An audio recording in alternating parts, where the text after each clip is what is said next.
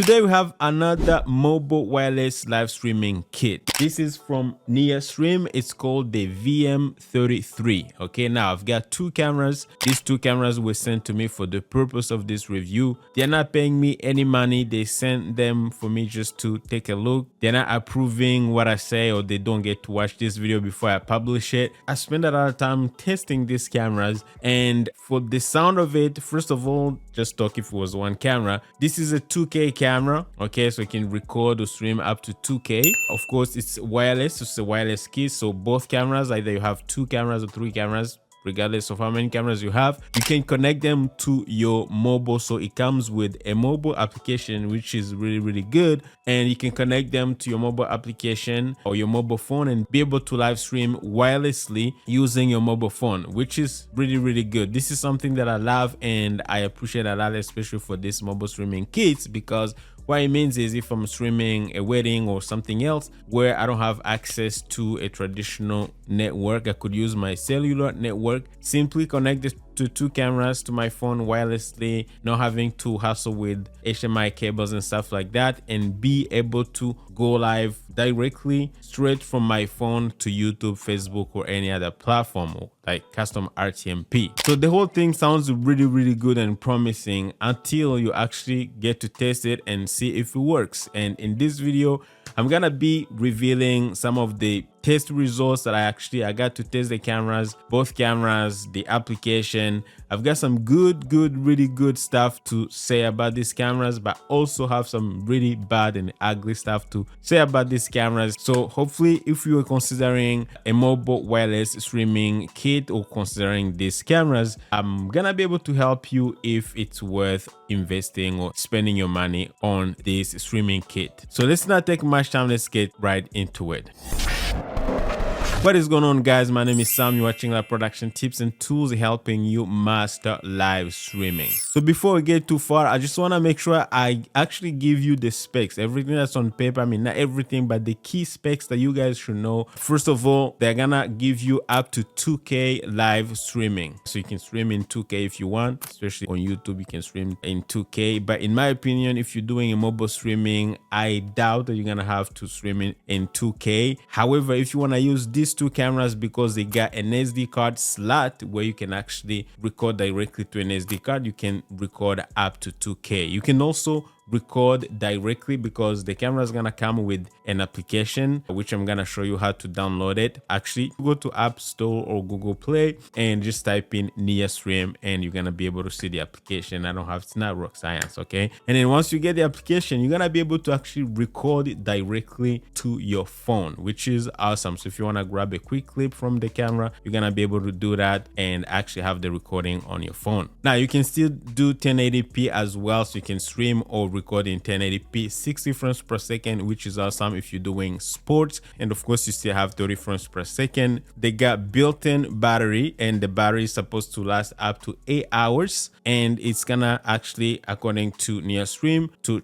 recharge the battery, it's gonna take you 4 hours to recharge the battery and 8 hours of usage, which is really cool. Because most of the events that, I don't know what you're doing, but if you're doing sports, you probably need it for like 2-3 hours max. So 8 hours, I think it's a good thing. Next, you got USB Type-C that you can actually use to either charge the camera, and of course, if you want to use the webcam mode, you can connect this camera directly to your streaming software, something like OBS or Streamlabs. In fact, if I switch to this angle right here, I'm actually using one of the two cameras. It's actually what you're watching right now. It's connected directly to Streamlabs, which is the application that I'm using to record this video. So you guys can have an idea of what it's gonna look like when streaming or connected directly to your computer. So if you're a content creator, this is gonna be useful. Also, another thing, I just wanna mention that if you connect as a webcam, you're still gonna have the 2K option resolution available for you. If you wanna record directly using something like OBS in 2K, you're gonna be able to do that because you have that option available for you in the recording software. So if you're using something like OBS or Streamlabs, you can actually record in 2K, no problem. So it's got built-in Wi-Fi. So mostly the built-in Wi-Fi is for you to be able to connect it. So if you wanna, you have two ways to connect it. The first way is to actually connect the camera directly to your mobile application using the actual camera's Wi-Fi. So the camera is gonna kind of build this access point where your phone will connect to the camera's Wi-Fi, and if you have two cameras, the other camera will have to connect to that camera's Wi-Fi as well to be able to communicate and connect everything to the application. Another way of doing that is actually you can use, if you have access to an actual Wi-Fi that's not from the camera is going to be able to connect to your actual Wi-Fi as well, where your phone is going to be connected. So now this is going to be useful for live streaming, and we're gonna talk about that in a moment. Other than that, it's got built-in zoom lens, which is awesome. It's actually got a really good range, about 10 times optical zoom according to NEARSTREAM, and it does really zoom well, no problem. And of course, the last thing we just talked about is the actual application. So it's gonna come with an application that you can use to stream and control the camera and adjust all the camera settings and stuff like that. They got built-in NDI as well. There's no SRT, but if you need NDI, I did not test the NDI function, but the NDI is actually built into it. If you go to the multi-cam application, the camera application that we're using, actually, you can see the NDI function for each camera. Other than that, in the application, you got obviously the streaming engines. You can be able to live stream to YouTube, Facebook, or any other application that you want, including custom RTMP, which is good. Now, when you buy it, what you're gonna get in the box really is just the documentation, a USB cable, and the actual camera. So it's gonna be straightforward, nothing else. There's no power brick or anything. And actually, one thing that I didn't like is this cable. It's gonna give you a USB Type-C cable, and the USB Type-C cable is very short. It's about like 2.5 or 3 feet, which in my opinion, it's gonna work maybe for charging and doing things like that. But if you wanna connect your camera directly to your computer, the camera is gonna be on a tripod or a stand like this. It's gonna be really hard to actually get this cable to connect to your computer as a webcam, unless, I don't know, it's just, I feel like the cable could have been a little longer in my opinion. So before I get to the pros and cons about these cameras and actually get to tell you if they are worth investing in, I just want to go ahead and actually show you a little bit of what the application does actually. So right now I have the application open. Obviously there's no camera, so usually you would go here once you actually open the application. Again, it's called NEARSTREAM. This is, let me just show you what it looks like. So this icon right here, NEARSTREAM, you just open it. Usually once you have the camera, the camera got a button, the power on off button. Just turn on your cameras. Once you open the cameras, you're gonna see the application is gonna scan for any available camera. You see the cameras are going to appear in the application. What you gotta do, you're just gonna go ahead and click the setup button, and you have two options. The first option is to use your actual Wi-Fi. So if you're in a place where you have access to Wi-Fi, you can go ahead and use that. And it actually does work, in my opinion, better if you have an actual Wi-Fi. But if you don't, you can use the second option, which is to use one of the cameras as the access point. So you use it as the Wi-Fi provider. In that case, you're gonna use that to connect the cameras, and you can use the cellular network for live streaming. Okay, let's say if you just wanted to record and didn't want to live stream, you can use that option as well. Just connect all the cameras together and be able to just record, just make a show, and like a multi-angle shows, kind of something like that. So for now, because I have Wi-Fi, I'm gonna choose that option, and usually it's gonna take a few seconds to connect. I'm just gonna go ahead and make sure I'm connected to the right Wi-Fi, and we should be able to connect, no problem. So I'm gonna go ahead and choose the Wi-Fi that I want to connect to. Now I've tried connecting to the camera and it worked, okay, but I don't know if it was my cellular connection that wasn't good enough. I tried going live from outside. I'm gonna show you some of the clips that I did, and it kept disconnecting and connecting back. But the problem is, I think I was too close to my home Wi-Fi, so my phone would just keep switching from the camera's Wi-Fi, and then I don't know if it was losing connection, and it will go back to my home Wi-Fi. So that's something that I would not blame to NEARSTREAM. It's probably me because I was maybe forcing my phone to use the camera's Wi-Fi instead of connecting to the actual home Wi-Fi that's already available. That's the issue that I had. So he kept going back and forth and was connecting and disconnecting. So I don't know who to blame. I don't know if it's me or if it's the camera issue. But other than that, once you have the cameras connected to the same network, it's actually not that easy to connect. I was gonna say that it's actually easy, but the first time I did it was super easy. But when I started playing with different settings, like connecting to the camera, switching to cellular, and then going back to Wi-Fi, I just, even right now, just spent like maybe 10 minutes trying to get one camera. One camera was connecting and I was trying to get the second camera to connect to the Wi-Fi, and the camera didn't want to connect because it was used to its actual Wi-Fi. So trying to switch between Wi-Fi to cellular kind of setup, sometimes it could be an issue. I'm so sorry I have to complain about this because I wasted my time trying to get this thing connected. Other than that, the application is actually really clear. As you can see now, I have two cameras connected. The image, it doesn't actually look bad. In my opinion, I think the image looks really good. In fact, I'm gonna switch to this angle so you guys can see the one that's connected to Streamlabs. So I'm just gonna have to talk to the camera right now, looking at the camera. But other than that, I just want to show you what the app looks like. We have the two live buttons on the top here. This is where you can add your destinations. So as you can see, I have two destinations already. My Facebook account connected, my YouTube account is connected, but you can go to Twitch and you can do custom RTMP as well. I don't think you can multi-stream. You can stream at one destination at a time, which is great. And another thing is, if I go to the recording button, as you can see, you can, if you toggle this, you can record directly to your phone.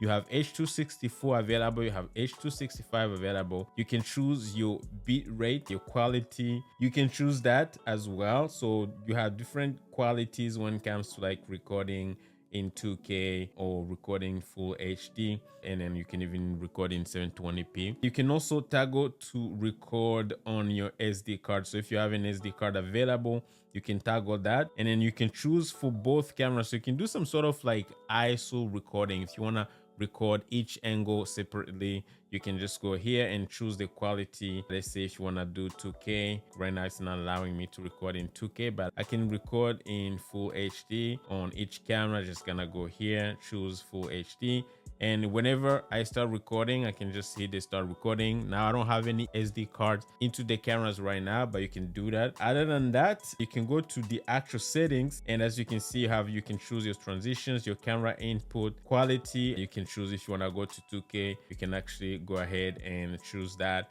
and it's gonna give you a warning, of course. And if you want to do, you can change your latency. If you want to do low latency, especially if you're struggling with internet connection, you can actually go with higher latency. That's gonna allow the application to kind of catch up and give you a better quality live stream. If you have good internet connection, you can actually go ahead and choose low latency, no problem. Anti-flicker, you have auto director to keep switching between two cameras. Again, I never tried this one, but you can set it up here, no problem. If you want to just have two cameras, auto switching. That's pretty much it. But other than that, for each camera, you have the menu here. So I'm gonna talk about this because there are some of the things that I'm actually not happy with when it comes to the camera adjustments. The autofocus is fine, it works okay, no problem. We got the auto exposure. It does work here in my office. As you can see, it's on and the image doesn't look really bad. But when I went to shoot outside, I'm gonna show you a clip of me outside. I was expecting to work better because again, this camera has a small sensor, but I was actually surprised because I could see this, some spots were like super overexposed and super blown out and like washed out white, and of course the camera tried to expose for my face, which is okay, but I was just disappointed with the image quality you get outdoors, especially on a sunny day. So the auto exposure, it works sometimes like in a well lit environment, well controlled like here in the studio, but outdoors I was super like disappointed. Of course, you find a good spot and you make a cleaner setup, it's probably gonna look good, but if you shoot using it in a place where you don't have control over, you know, the environment and lighting, It's just the auto exposure doesn't work well. The auto white balance does work as well, but if you're using multiple cameras, I would advise you not to use it, because one camera is going to find, like they say, now I have two cameras. One camera is maybe facing a different lighting condition. It's gonna try to expose or to white balance according to that lighting environment, and the other camera is gonna do its own thing. So when you're trying to switch both cameras, it's gonna look terrible. So if you have multiple cameras, I would advise you to actually turn off the auto white balance and actually choose your own white balance. Now, the problem that I have with these two is the white balance doesn't give you the real values. It doesn't give you like 3200 Kelvin, 5600 Kelvin kind of white balance, 7000, 2000, 3000, whatever. Those are the values that we use to when it comes to color temperatures. It just gives you numbers from 0 to 100. So you have to figure out, like, you have to just keep testing and look at what looks better. And in my opinion, I don't know why they did this. I think they should correct this. Again, this is live production, so you gotta go with the standards. So this is something that I don't like. Really, I don't like the way they number the white balance kind of slider. I think it should be something they should change. Now we have HDR. This is something that I usually never use when I'm live streaming, but as you can see, as I turn on, you can see that the image is changing. So mostly if you use HDR, probably I always say you want to make sure everything, like your recording environment and everything, is actually does support HDR. If you're live streaming to YouTube, you want to make sure YouTube actually does support HDR. If you need it, it's available. You got brightness, contrast, saturation. Hue can mirror and flip, which is kind of cool. You got some filters, and in my opinion, I never touched these filters. Some of them look terrible, but some of them can be useful maybe. But again, if you have your image well adjusted, your white balance and everything looks good, you should be okay. You shouldn't have to play with the filters, but if you need them, you have some filters that you can actually play with. So that's it for the camera settings. Another thing is you have audio settings. When it comes to audio, I forgot to tell you about the actual camera. It has a microphone, 3.5mm jack microphone input, and you can connect to that input to get, say, if you have a microphone. Right now I have the Lark Mark II microphone, wireless microphone kit, and I tried to actually connect with this little jack here on the back of the camera, and the audio is actually terrible. So usually you have, the camera has its own built-in microphone. I'm gonna let you listen to some of the samples that I actually took, and this is like the built-in microphone array. It does sound okay, but again, I never advise anyone to use the built-in microphone. I don't care how good it is. It's always gonna be terrible because you're never gonna be close to the microphone enough to have a good sound. That's why I always tell people, find an external microphone. Camera people always advertise, Oscar, good microphone array. Unless you're vlogging and you have the camera like close to you, those cameras never sound good, right? In my opinion. But if you wanna plug in this microphone jack, you can do so, which I tested, and it sounds terrible. The audio just sounds like there's some sort of noise cancellation applied to it. I reached out to NEARSTREAM. They told me things to do, but I tried the general mode. I tried the speech mode, as you can see in the application. I tried lining level, because if you enable this, it's gonna give you either lining level, or you can try to use microphone level kind of thing. So if I was plugging in like a Rodecaster Duo or an interface, that would be line level kind of setting. If I was plugging in an actual microphone directly into the camera, that would be microphone level. I tried both. Really, the audio sounds terrible. It's just bad. I will actually let you listen to it compared to me plugging in the same thing into my iPhone and hear the difference.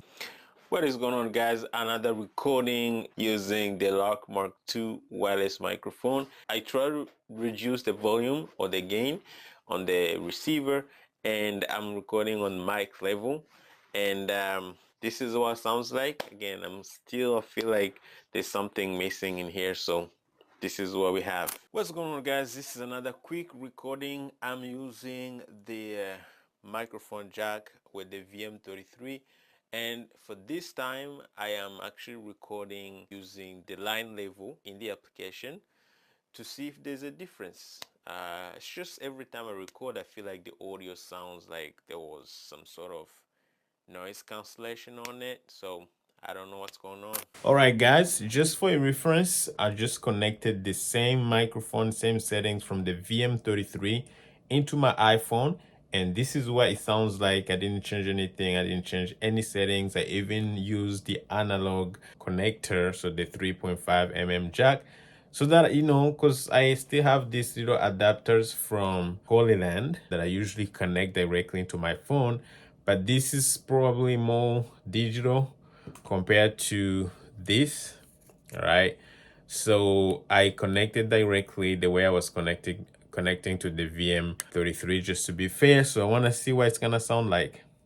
Let's check it out. Obviously, the iPhone audio is way better, and I would not advise you to use the microphone jack on the back of the camera because it doesn't sound good. For audio, guys, it's just not good. Now, they have USB audio in. USB audio in, I don't know how it works, but I tried plugging in because the Lock Mark II comes with the USB Type-C input. They can connect directly into something like a phone. I tried that into the camera. It did not read it. I tried to connect directly the actual USB Type-C cable into the camera to see if the camera would read the microphone. It did not work. So I don't know if it does work with specific USB microphones. I just don't know how it works.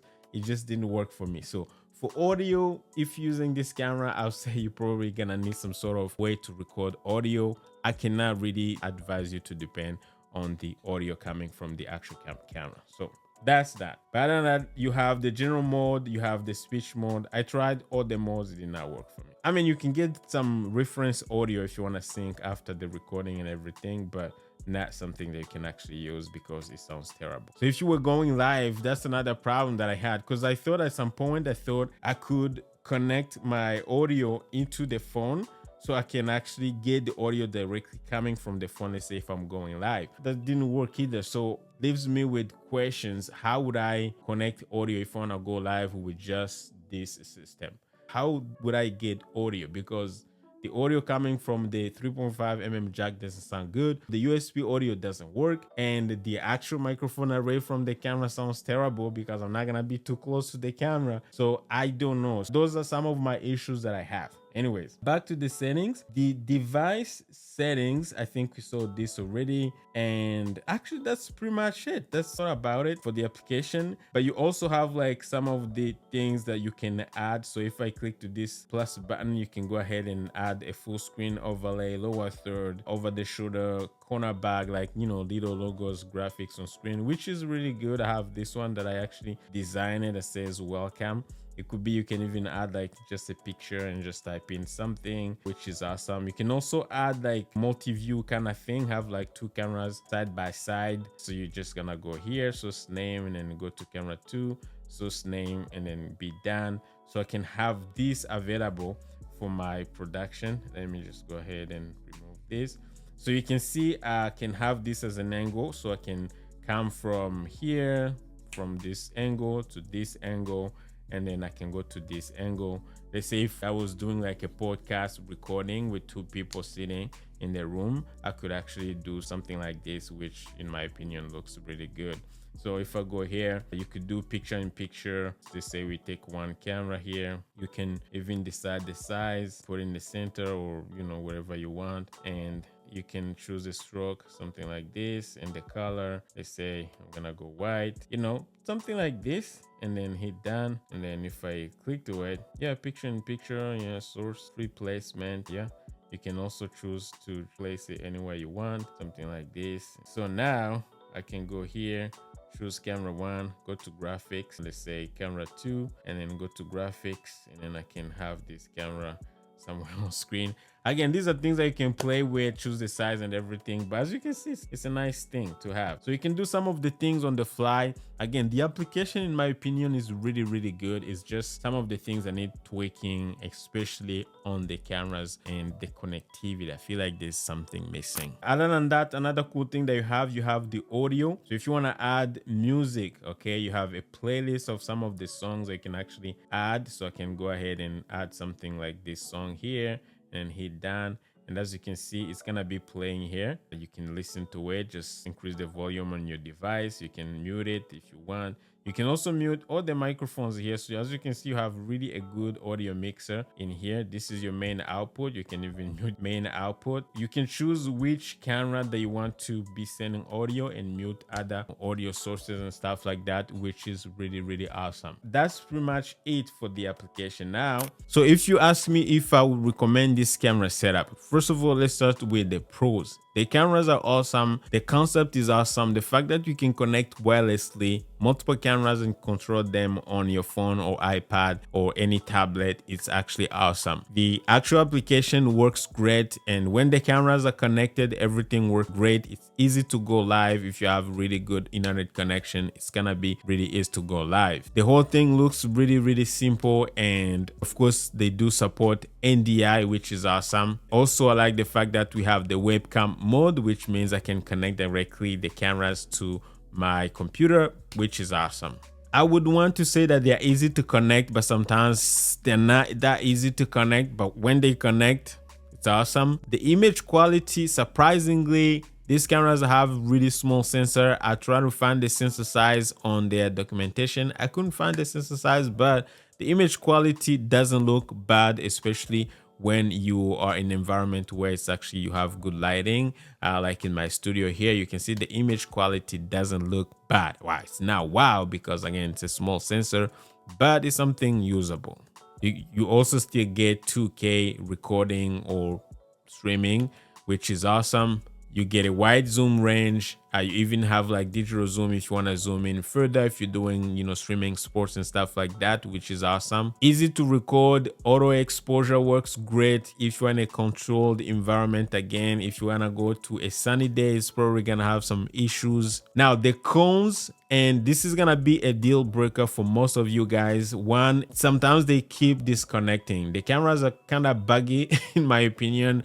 Sometimes they work, sometimes they don't, and I had to restart. One of the cameras kept disconnecting, and I had to, restart it, and then it would just struggle connecting to my home network, or sometimes it would just want to use its own network. It's just like the connectivity. It may be buggy, and I wouldn't recommend that if you are in a live streaming environment, because you have an event that's important to you, and you start struggling with the camera because it doesn't want to connect. The stress level is gonna go up. You're already stressed when you're trying to stream this kind of events. You're already stressed because some of these events are actually timed. So if you're streaming a game and it starts at 2 p.m. and at 2 p.m. the camera doesn't want to connect, you lost your 10-20 minutes.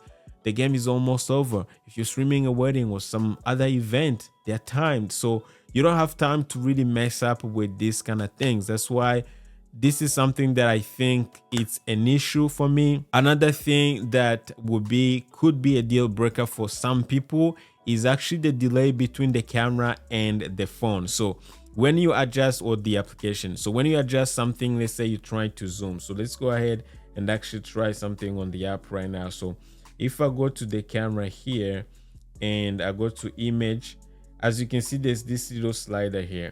Okay, so I tried to zoom in. It took like 2 seconds before I can see the movement of me zooming. Of course, if I make some adjustments, I can't. It's not real time. It's not even near real time. And the name is called the NEARSTREAM, so everything should be near.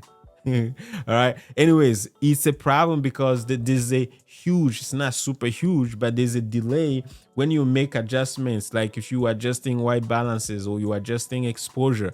There's a huge delay. You're zooming in and out. There's a huge delay between what you see on the application and actually what the camera is doing. Another thing is when you zoom, the camera is gonna make some sort of noise. The lens is like, you can hear it. Now, if you're recording in a place where maybe audio is important and you have some microphones that can, where the audio can, like that noise can get into the recording, it's a problem. But maybe for most people, it's not gonna be an issue. Another con that I wanted to mention, I already said it, is the white balance values. They're just all over the places from 0 to 100. In my opinion, it doesn't make sense if you're in a broadcasting environment. You just gotta pick the values that we most use, like in Kelvin, like color temperature from 3200 to whatever, 2800 to 7000, something like that. Some values that we actually use to, and some of the lights are going to be that use. So that's probably something they should work on. I just don't like that thing because you have to guess. You have to come from zero and you keep guessing the number that kind of looks good. So I feel like that should be changed. And another thing that I already mentioned, the audio, if you want to rely on the audio from these cameras, it's just not usable. The audio, I'm sorry to say it, but it's kind of, I hate to use the word garbage, but it doesn't sound good. And if you want to broadcast using these cameras, again, the concept is good, but the audio, maybe it's the preamps inside the cameras are not good. It feels like there's some sort of noise canceling or noise cancellation going on. It's just over processed. I don't know why, but it doesn't sound good either from the 3.5mm jack. First of all, the built-in microphones, they sound okay, the built-in microphone, but also for the USB audio, I don't know how it works. It never worked for me, so audio is a problem. Now, right now, each camera retails at $400. I mean, $399 US, which is, in my opinion, looking at what the cameras can do, what the cameras promise to do, it's no big deal. I think it's a fair price, but looking at all the problems, all the issues, the cons that I was able to see with the cameras, I don't know if it's something that I would recommend. Again, you guys can go watch other reviews, but for me, if you ask me personally, would I buy these cameras, I'll tell you the answer is no. Unfortunately, I don't feel comfortable investing in this system, because if I was to buy this, again, it would be 100% for mobile live streaming, and I was already having issues. I tried streaming outdoors. I'll leave a link down below to the stream that I did. Maybe my internet connection was not good because I was using my cellular. I could see, but it was laggy. It kept disconnecting, and it kept switching to my home Wi-Fi, back to the camera's Wi-Fi. It was just a mess. So again, I would say maybe it could be my cellular network that wasn't that good, but I had like 4 megabits per second, 3 megabits per second at some point, which should be able to give me a stable, okay live stream, but it wasn't really good. And then plus the fact that it keeps going back and forth between networks, it could be my phone issue, but for the experience that I had personally, and for the time that I spent with these cameras, testing them, I feel like I would not be ready to recommend this system. Now, I've seen some other reviews saying that they love them, some people using them in actually for filming games, and I do respect them 100%. This is just my personal experience. I feel like there's some improvement. Again, it's a good idea. The concept is awesome. Some of the good things that I mentioned about the cameras, I always hate to say these things. By the way, these cameras were sent to me for the purpose of this review. But I gotta be honest with you guys. It is what it is. For now, for what I have and my results and my testing, I feel like the system is not ready for like being used and being trusted, especially for mobile live streaming. Now, if you wanted to use it maybe for recording a podcast in your home studio using your home Wi-Fi, I would probably recommend them like for recording content and recording podcast trying to record maybe on your phone's memory card or SD cards on the cameras. But like for outdoor streaming and stuff like that, mobile streaming, I just feel like, yeah, I'm sorry, but that's what I feel. So hopefully I'm ready to revisit this review if some things change about the cameras. But for now, it is what it is. I'm sorry. I just feel like there's so many issues and the system is not ready for the game. So again, thank you to NEARSTREAM for sending the cameras for this review. I hope the review was actually helpful. So if you were considering the cameras, let me know if you have used the systems and they worked for you down below in the comment section. Well, there's another system that I tested from Logitech called the Mevo Core. It's a beta, has interchangeable lenses, and it seemed a little more stable. Full disclosure, they sponsored one of my videos, but I feel comfortable actually using the system, so you can actually check out. I made a lot of videos, but I'm gonna link one of the videos that I made for that system for mobile live streaming. Exactly the same concept, but the sensor is bigger and it's interchangeable lens. It's gonna come with the price tags more expensive, but you can check out the video right here But other than that, I'll see you guys on the next video. Take care.